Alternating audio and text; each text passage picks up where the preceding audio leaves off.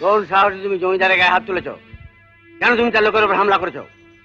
যে জমিদার অন্যায় ভাবে একটা লোককে তার কুটির থেকে তুলে এনে বিনা কারণে তাকে অপমান করতে পারে, বিনা দ্বিধায় তার গালে চড় মারতে পারে, আমি সেই জমিদারের গায়ে হাত তুলতে বাধ্য হয়েছি। তুমি আমার সামনে উচ্চস্বরে কথা বলছো, জানো এটা বিচারালয়?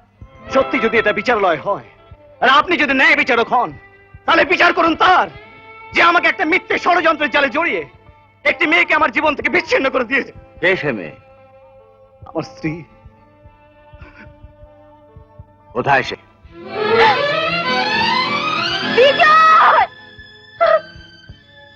জ্যোৎস্না, ওগো, তুমি এখানে কেন? কে তোমাকে ধরে এনেছে? জ্যোৎস্না, ওরা আমাকে খুনের দায়ে ধরে এনেছে। জ্যোৎস্না, না, তুমি খুন করতে পারো না।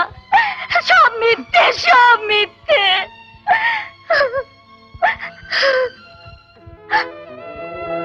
জ্যোৎস্না? বাবা, আমার স্বামী খুনি হতে পারে না, ও নির্দোষ, ওকে ছেড়ে দাও। বিচারের কাঠ গড়ায় সে খুনি, ডাকাত।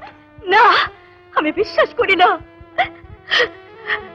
যে নিজের সুখ শান্তি বিসর্জন দিয়ে একটা গরিব মেয়ের হাত ধরে বনবাসী হতে পারে, সে খুনি হতে পারে না।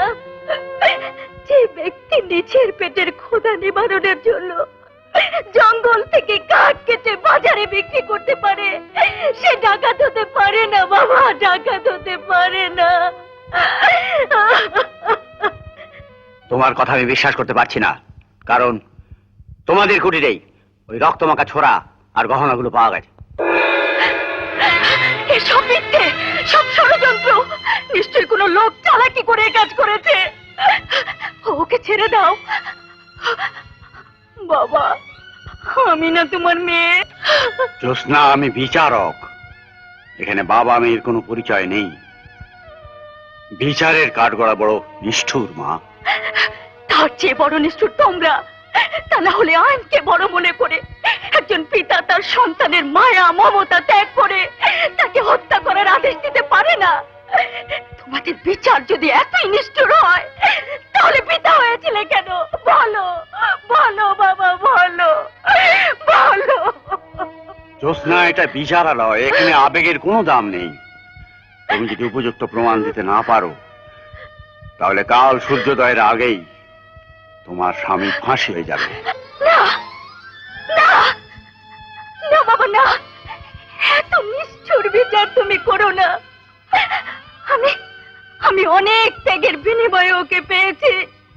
তোমার হারানো মেয়ের দিব্যি রইল, ওকে তুমি আমার বুক থেকে কেড়ে নিও না বাবা, আমার বুক থেকে কেড়ে নিও না। জ্যোৎস্না, আমি আইনের রক্ষক, আইনের সাথে আমার পরিচয়। এই পরিচয় আমি তোমার চোখের জলে মুছে ফেলতে পারি না জ্যোৎস্না। বাবা, তাহলে আজ যাকে তুমি ফাঁসি দিতে যাচ্ছ তার পরিচয় আমি আর গোপন রাখতে পারবো না। না জ্যোৎস্না, না, আমার দিব্যি রইল, আমার কোনো পরিচয় তুমি দিও না। আমার কোনো পরিচয় নেই, আমি তোমার স্বামী, সেটাই আমার একমাত্র পরিচয়।